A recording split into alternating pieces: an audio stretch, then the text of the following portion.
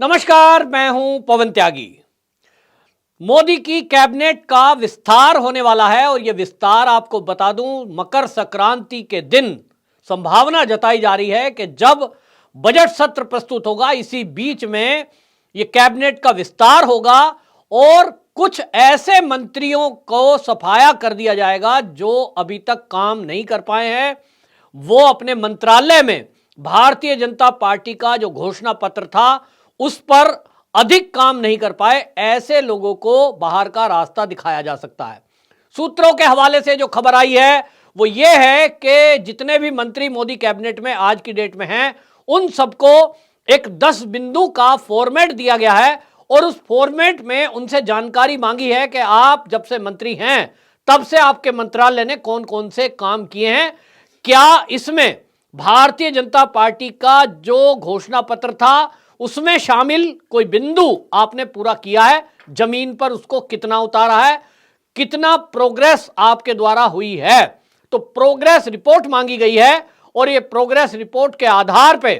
मंत्रियों का भविष्य तय होगा। जिस तरह से हमने देखा था कि मोदी कैबिनेट का पहला विस्तार हुआ, उसमें भी 12 मंत्रियों का सफाया कर दिया गया था और इस सब में आपको बता दें 12 मंत्री में जो 7 जुलाई 2021 को फेरबदल हुआ था उसमें बड़े बड़े नामचीन मंत्री भी थे। इसी तरह इस बार भी आप देखेंगे कि कुछ नाम आपको चौंकाएंगे, लेकिन अब नए चेहरे कौन होंगे उसको लेकर कयास लगाए जा रहे हैं। लेकिन भारतीय जनता पार्टी का अपना एक तरीका है और खास तौर पे मोदी जी का जो काम करने का तरीका है उससे अब तो सब वाकिफ हो ही गए हैं कि कोई व्यक्ति अगर अपने आप को मीडिया या सोशल मीडिया या किसी और माध्यम से हाईलाइट करने की कोशिश करता है, अपनी बड़ाई करने की कोशिश करता है। कैबिनेट में आज की डेट में भी कुछ मंत्री ऐसे हैं, नो डाउट वो काम अच्छा कर रहे हैं, लेकिन मैं उनका इतना आगे है कि वो कहीं भी भाषण दे रहे हैं, कहीं प्रोग्राम में जा रहे हैं तो वो कहते हैं मैंने ऐसा किया, मैंने वो काम किया, मैंने सरकार के इतने पैसे बचाए। ये मैं जो है ये कई बार व्यक्ति के लिए भी विनाशकारी है और पार्टी के लिए भी नुकसानदायक है। कार्यकर्ताओं से दूरी बनती है और इस अहंकार के कारण अपने आप की क्वालिटी सर्वोपरि लगने लगती है तो आदमी कुछ ना कुछ गलत भी करता या बोलता है। मोदी जी इन चीजों को बारीकी से परखते हैं, फिर व्यक्ति कितना ही बड़ा क्यों ना हो वो परवाह नहीं करते। तो ऐसे ही बड़े नाम आप देखेंगे कि मंत्रालय से बाहर किए जा सकते हैं। इशारा आपने समझा होगा। अब इसमें नए नाम कौन होंगे तो वो भी मैं आपको बता दूं, चौंकाने वाले नाम हमेशा ही होते हैं।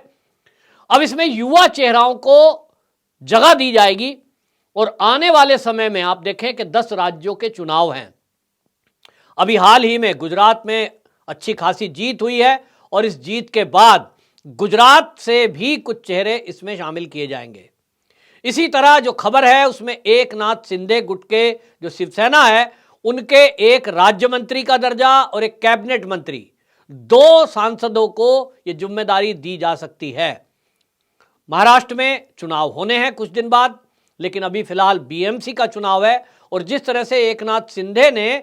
जो काम किए हैं उसकी तारीफ देवेंद्र फडणवीस भी खुले मंच से मोदी जी की उपस्थिति में कर चुके हैं कि किस तरह से जब वो मुख्यमंत्री थे तो शिवसेना के ये एक विधायक ऐसे थे जिन्होंने जो परियोजनाएं थी उनको लागू करने में उनका साथ दिया था और इसलिए वो आज मुख्यमंत्री भी हैं और उन्हीं के गुट के सांसदों को कैबिनेट में जगह मिल सकती है। बात करें दिल्ली की तो दिल्ली में अभी जिस तरह से एमसीडी का चुनाव हुआ उसको लेकर के यहां दिल्ली के जो प्रदेश अध्यक्ष हैं उन्होंने हालांकि जिम्मेदारी लेते हुए इस्तीफा भले ही दिया हो, लेकिन यहां से भी एक मंत्री का बनाया जाना तय है क्योंकि डॉक्टर हर्षवर्धन दिल्ली का कोटा, अगर मैं शब्द कहूं तो कोटे से वो मंत्री थे, स्वास्थ्य मंत्री थे, लेकिन जिस तरह की परफॉर्मेंस दिखानी चाहिए थी या यूं कहें जिसकी परफॉर्मेंस की उम्मीद मोदी जी को थी, जनता से जुड़ाव, वो उतना नहीं कर पाए। दिल्ली की एक कोटे से आप मंत्री बने हैं तो दिल्ली की जनता से जुड़ाव रखना बहुत जरूरी था,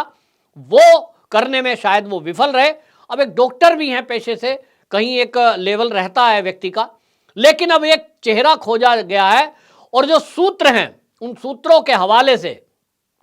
अभी तक जो मेरा आकलन है उसके हिसाब से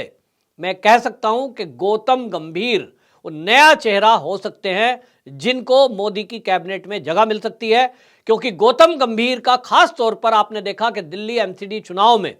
जो उनके क्षेत्र थे उन क्षेत्रों से निगम पार्षदों की अच्छी खासी संख्या जीत कर आई, और उन्होंने कोविड का टाइम हो या कोहरे का टाइम हो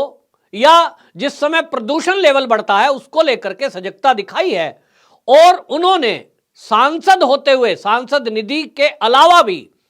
अपने निजी तौर पर अपने खर्चे से सेवा के कई काम दिल्ली में किए हैं। चाहे उन्होंने जो पोल्यूशन कंट्रोल करने के लिए मशीनें लगवाई हो, फिर चाहे कूड़ा निस्तारण के लिए उन्होंने प्रोग्राम किए,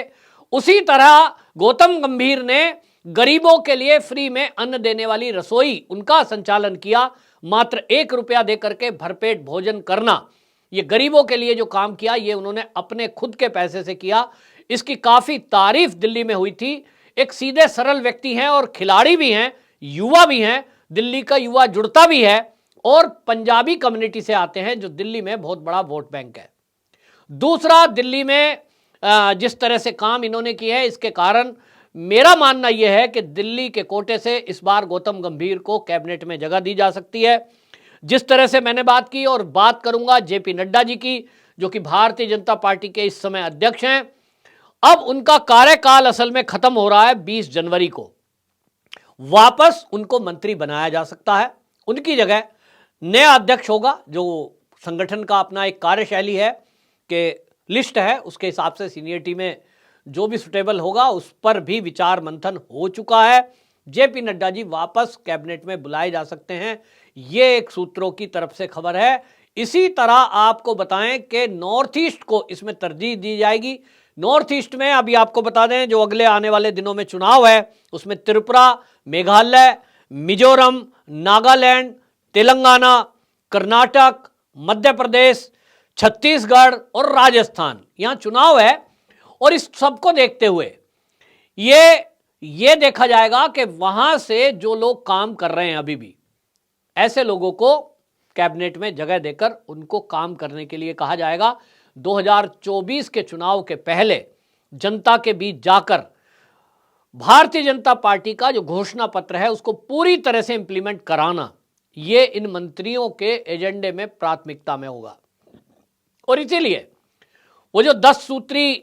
एक जानकारी मांगी गई है जो वर्तमान में मंत्री हैं, इसी तरह से जिनको मंत्री बनाया जा सकता है उसको लेकर भी 8 बिंदुओं पर चर्चा हो रही है कि वो सांसद राज्यसभा के अगर हैं तो, नहीं है तो उनको बनाया जा सकता है।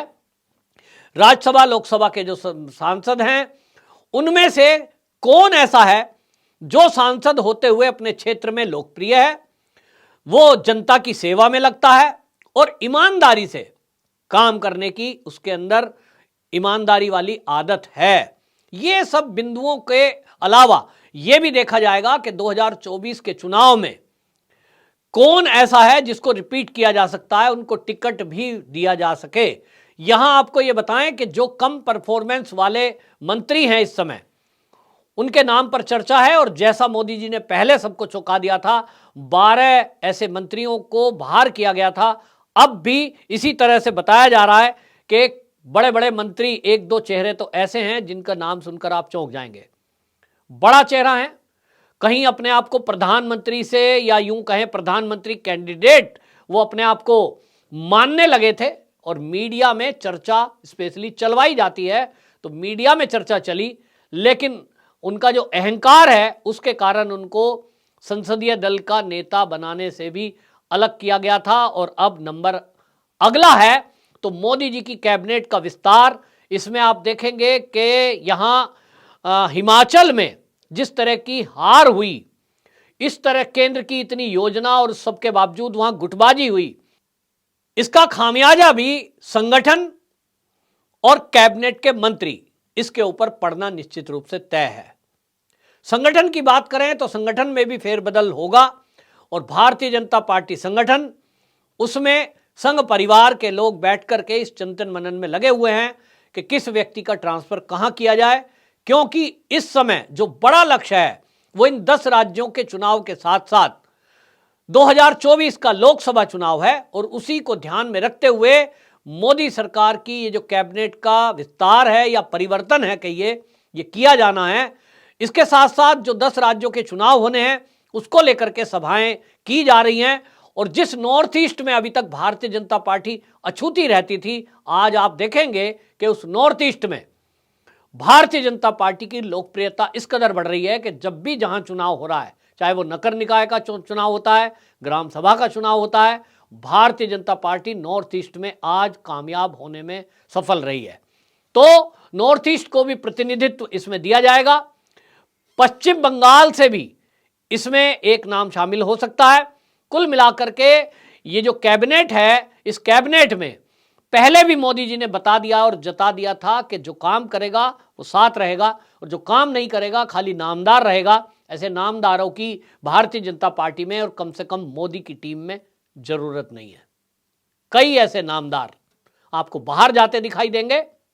और कई कामदार जिनका अभी तक कहीं नाम चर्चा में नहीं है, वो आपको मोदी की कैबिनेट में दिखाई देंगे। इंतजार करिए 14 जनवरी मकर संक्रांति के बीतने का।